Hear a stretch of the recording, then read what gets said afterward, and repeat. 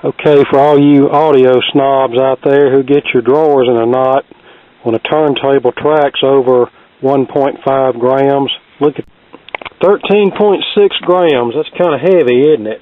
But that was the norm for these early to mid-50s one-tube wonder record players with a 3-volt crystal cartridge, and some of them tracked even higher than that. Flat metal crystal cartridge, it's a carryover from the 78 era, and a straight needle, looks like a steel needle, like what you'd see in a wind-up. Hadn't done nothing to this. Let's plug it in and see if we can get any smoke. And I've already peeped inside of it. It uses 2 tubes, a 35Z5 rectifier and a 50L6 output tube. I think this is from 55.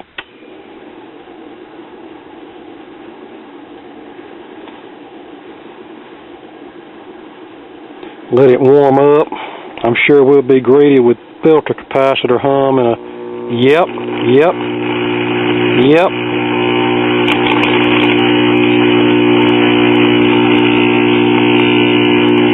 Cartridge sounds dead. Let's see what it does to a record. This one's pretty well maxed out anyway, so. And I can hear all the capacitor people cringing now. Oh, turn it off! It's gonna blow up! It's gonna explode! Well, so what if it does? We'll just fix it.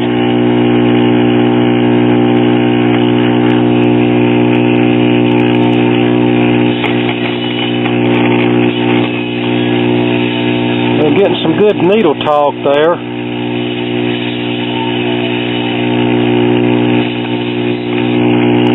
Alright, let's open it up.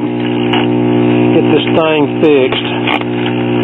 Keep forgetting this one, the off on's on the tone control knob.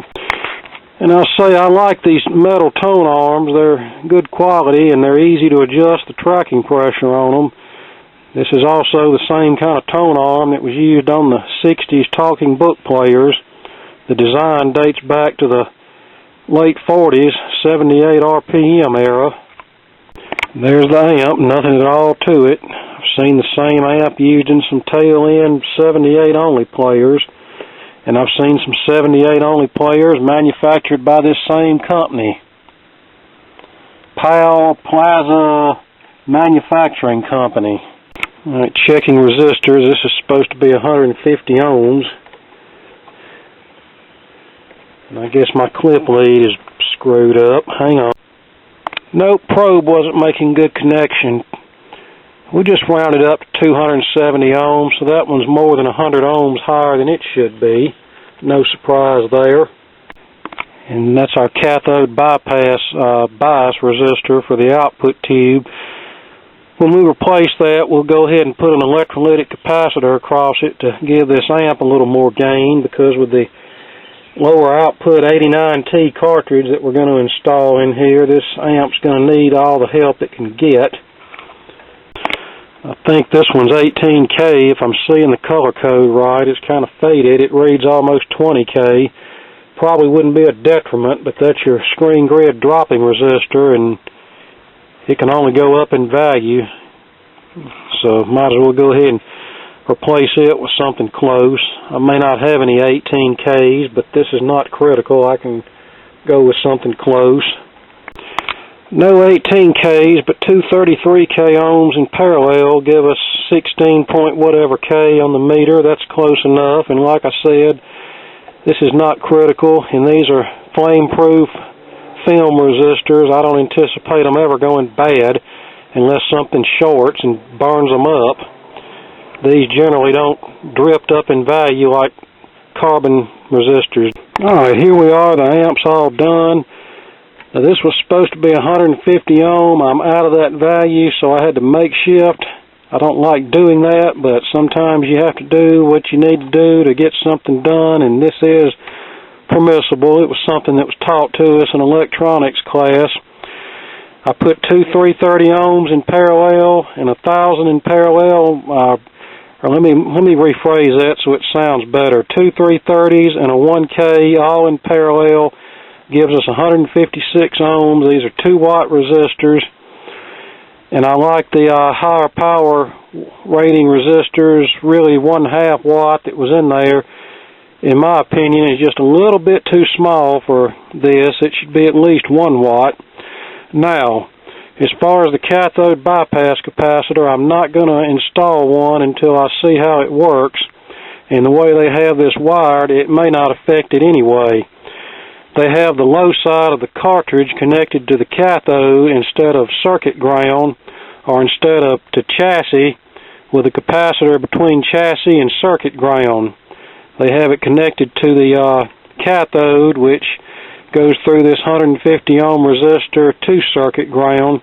I think they might have done that to offer a bit of isolation, so this cartridge terminal, negative terminal, would not be connected directly to AC circuit, or to the circuit ground of the chassis, because that could be a very dangerous situation. They may have a strap going from the low side of the cartridge to this metal tone arm, and if they do, that's really a dangerous situation, so we may have to do a slight modification there. But right now, let's put it back together and see where we are. Well, I can tell the amp is working, but this cartridge is stone cold dead. Alright, I changed the cartridge holder out, and I used one I didn't really want to have to use. I wanted to put a flipper type in here, but I don't seem to have one of those handy at the moment. And I was going to use this one in something else, but so be it. This is the type that's a single-sided, but you can pull the cartridge out and physically flip it over. That was designed mainly for LP players. They were used in some of the old talking book players. When one side wore out, you could just flip it over. And this also has the wide mounting for the wider cartridge spacing, which I have a tone arm that uses one of those, and I was going to put that in there, but oh well.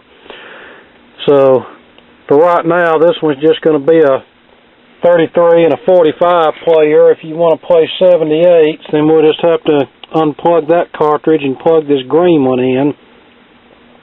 And sadly, that's what it's going to come to with these 89T cartridge-equipped record players, because the older dual-tip ones are getting very scarce and very expensive. All that's made now is the red LP only and the green 78 only, so it's getting to the point where if you wish to play 78s, you're just going to have to physically unplug the LP cartridge and plug in the green one. Yeah, it's a pain in the butt. I don't know why they can't design them the old way, but that's just the way it is. And now we need to adjust our tracking pressure, and as you can tell, it's much too light. The tone arm won't even stay down. It just floats up in the air. So what we're going to have to do here is we're going to have to carefully, very carefully, bend this metal tab back towards the base of the tone arm.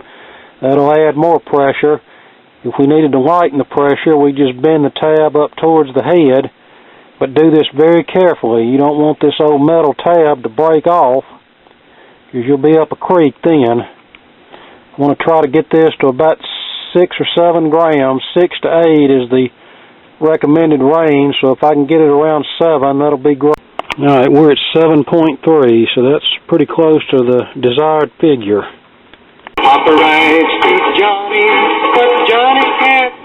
Okay, that's fair, but I'm having to turn it wide open. So let's see if we can do a couple of things to get a little more gain out of this. Alright, with a 33 microfarad cap, I'm getting a little gain, but I'm going to try one other thing to see if that'll improve it any. Instead of the low side of the cartridge going to the cathode, I'm going to connect it to our chassis here, and then connect a capacitor between circuit ground and the chassis. That's like it's done most of the time in other record players.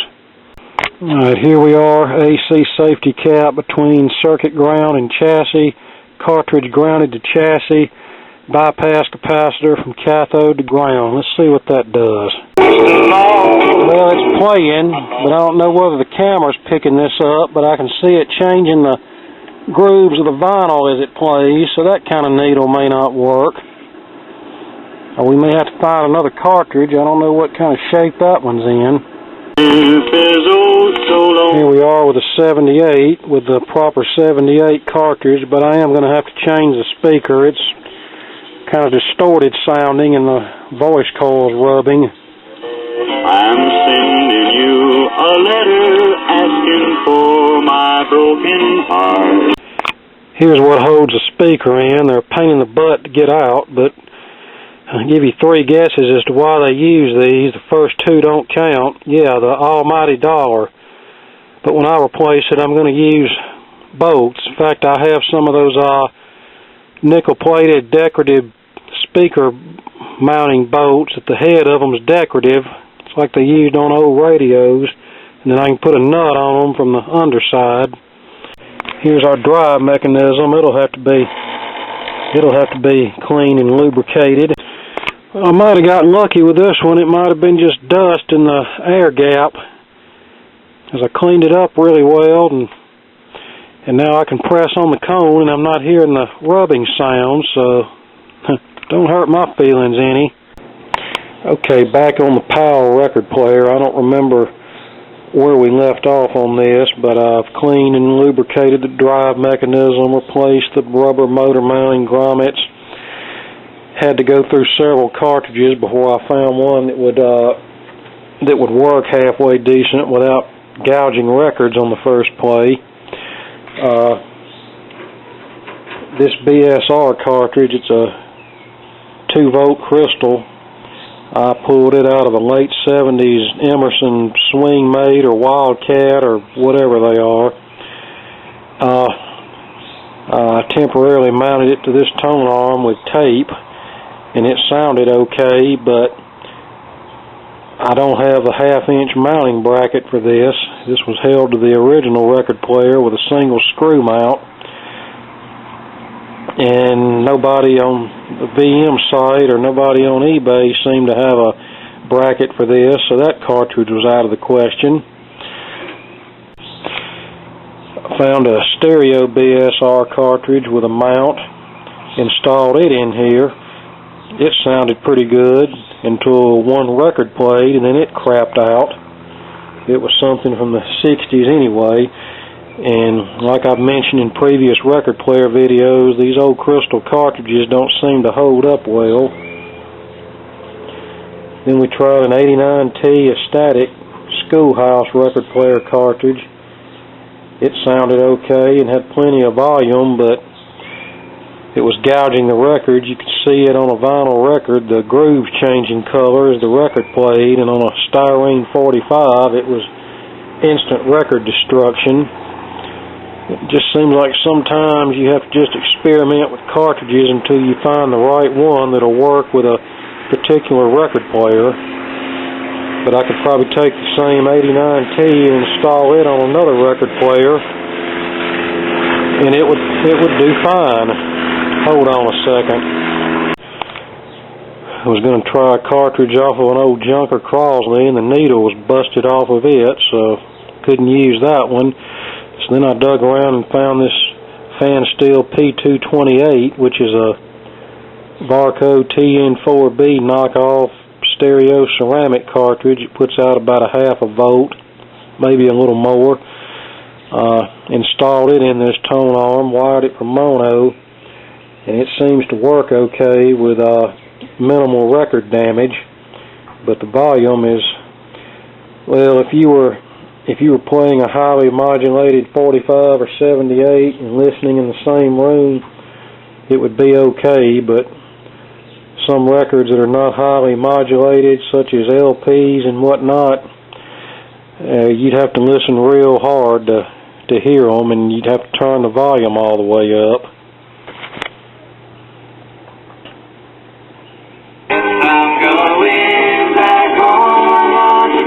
And see, that's wide open.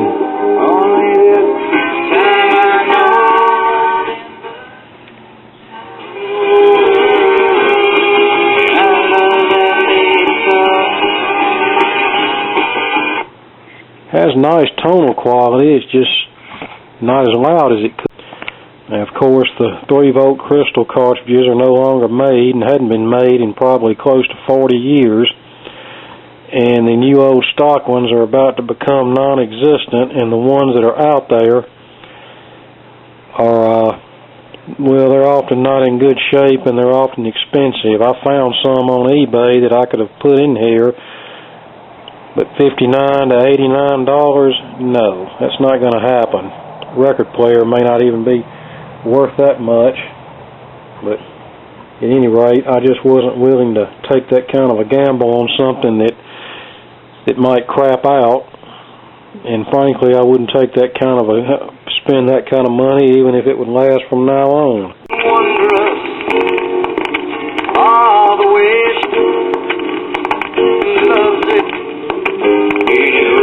Yeah, that record's seen better days. That was in a pile of 45s I bought for a cheap price. Some of them were worth having, some of them not so much. That one is part of the not so much. Alright, in past record players where we've ran into this problem, I either built a preamp using a field effect transistor. That's an ideal solid-state device because it has a high input impedance, which is needed with a ceramic or crystal cartridge. And on some record players, I've actually added an extra tube. Well, there's some problems with that. This chassis is really not big enough to add anything else to, so whatever I do, I'm going to have to add some outboard components, maybe to a terminal strip here, or do some severe modifications to this amp design, but either way, there's going to have to be some outboard components added. Well, the problem with doing a solid-state preamp circuit is the last batch of FETs that I ordered off of eBay all turned out to be duds. Cheap knockoff crap from China, so I don't have any of those on hand right now. So if I did this, if I went the tube route, and here comes another airplane. If I went the tube route, I'd have to make some modifications. This is a 35Z5 rectifier and a 50L6 audio output tube with a filament dropping resistor here. Gets pretty hot. What I would want to do is we could leave this as a 50L6, change this out to a 12SQ7, and then mount a solid state rectifier and necessary dropping resistors and filter capacitors to a terminal strip right here. But then that leaves us with having to have an even higher wattage filament dropping resistor here, at least 10 watts, and that would get rather warm. Now, there's a way I could get by without the resistor if I could find a 90-volt motor in my junk stash, which I may or may not have, and then I would need to change this tube from a 50L6 to a 25L6, and then change this tube from a 12 to a 6SQ7. So yeah, there are ways of accomplishing our mission, but it's going to take some serious modifications.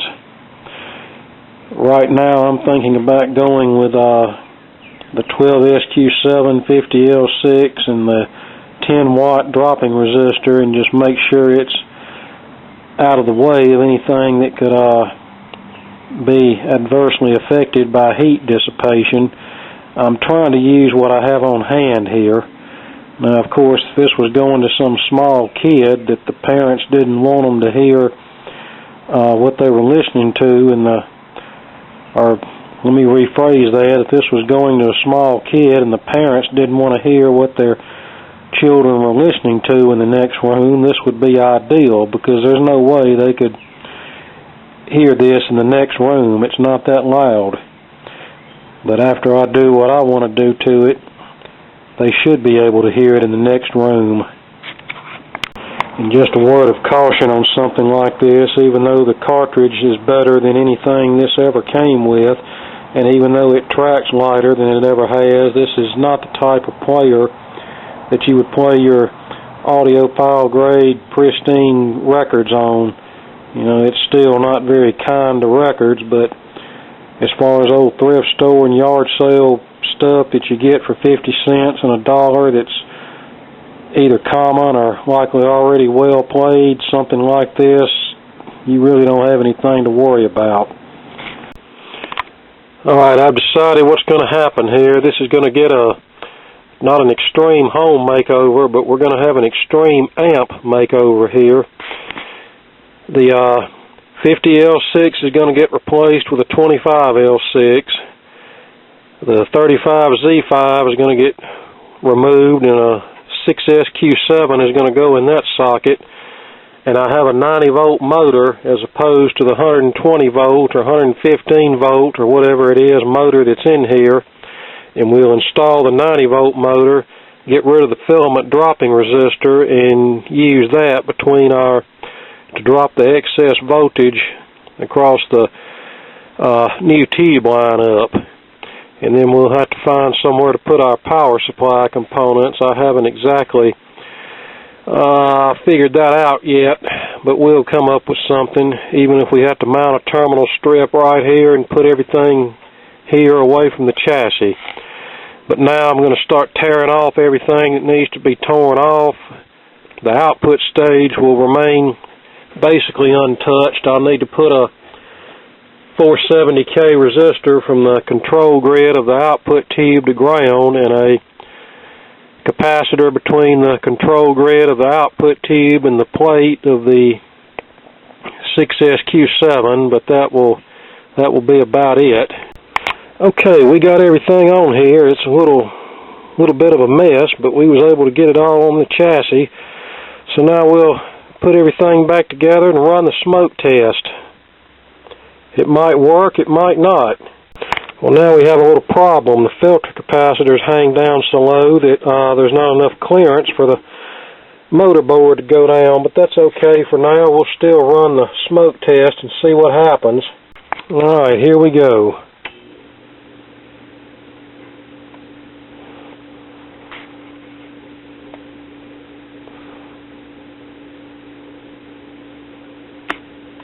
Cut that volume down. I don't want it all the way up.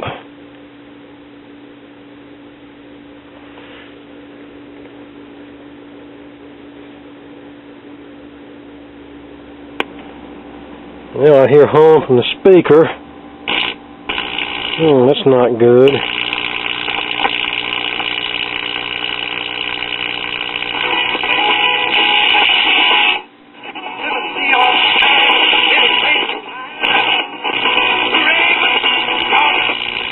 Alright, what are we going to do about this problem? Alright, when I turn it towards the base position, the problem sort of subsides itself, so I'm going to have to put a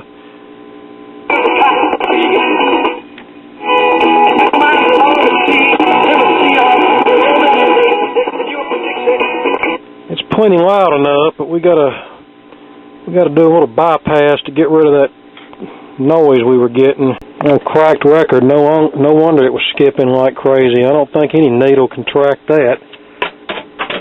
Alright, a .003 cap from the plate of the first audio tube to ground seems to have eliminated it. The only thing I get is when I turn it wide open, and that's just feedback from the cartridge. That's not.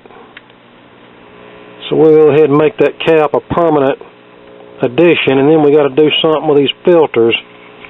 That's better.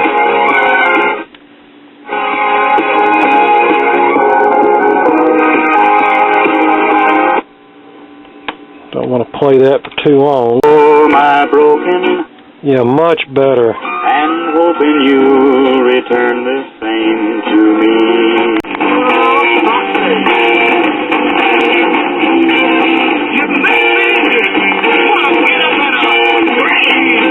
Alright, that's what we did with the filter capacitors. It's not quite as neat as I would have liked it to have been, but given what we have to work with, it's the best we can do. Alright, I had to alter some resistor values. Well, just one. Had a 3.3K between the filter capacitors. I went up to an 8.2K to get the screen grid voltage down, so 33 ohm coming into the diode, 8.2K coming out. Gives us about 140 on the plate, about 130 on the screen grid, and about 67 on the plate of the first audio tube. So that's close enough. This is not really that critical. And I dug around and found a shorter bracket more appropriate for this cartridge, and that looks a lot better.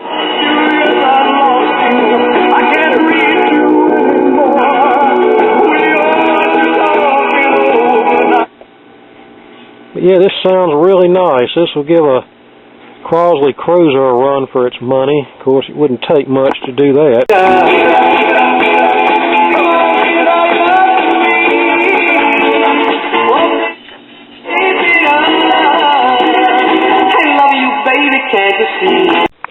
Yeah, the bottom line is with these things, the old 3-volt crystal cartridges are not made. They haven't been made in 35 or 40 years. The ones that are out there are either going to be dead or have a suspension that's turned to a rock. And the few that have output are going to be terribly expensive. So, you know, if we're going to keep these old record players alive, we're all going to have to learn to do what I just did.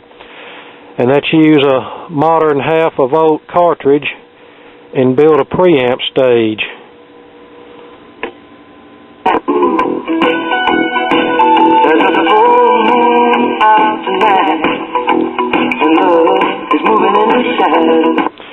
Alright, there you go. The PAL record player saga is finally over, I hope. So I hope you got something out of this, and more to come later. Okay, I'm back, and I made a few last-minute changes to this before we call it a day. Up the 33 ohm input resistor to an 82 ohm 5 watt. And I went from an 8.2K ohm resistor here, the one between the two filter capacitors, lowered that down to a 3.3K ohm resistor, and that gets our voltages more in line with what they need to be, and our tube should run a little more stress-free now. There's our B plus going into the output transformer, 134. Looking at the plate of the output tube, we have 125. Now looking at the screen grid, we have 122. Looking at the cathode, we have about 7.5. And looking at the plate of the driver tube, we have 66. So yeah, I'm happy with that. Now I will draw a schematic to this and post it at the end of the video, and you can pause it and make you a copy of it if you'd like. And just a few little notes. As far as tube compatibility, 6SQ7 is the octal version, 12AV6, or no, excuse me, scratch that. I'm getting confused. Let's try that again. 6SQ7 is the octal version. 6AV6 or 6AT6 is the 7-pin miniature version.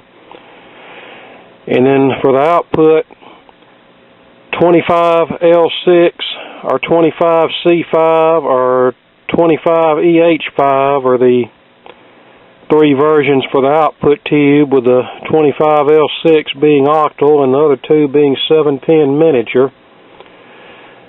Electrically they're the same, just different style envelopes. And of course, depending on what kind of chassis you have, in some situations it may be better to use a miniature tube. In others, it may be better to use an octal tube. It depends on what you have on hand and how much space you have.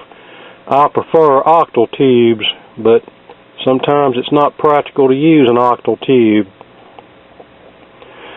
And if you're doing this conversion on an amp that does not have the motor in series with the tube, as in it has a 50L6 or 50C5 output tube, then you would want to go with a 12AV6 or 12AT6 in series with that, and then you'd have to use Ohm's law to calculate the appropriate dropping resistor value.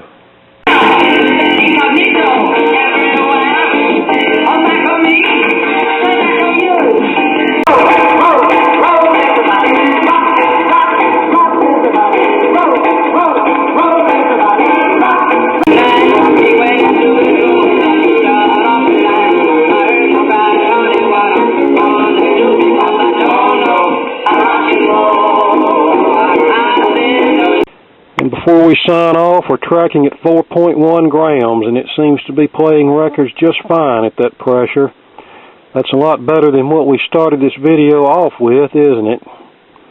And it's even lower than what a Crosley Cruiser tracks.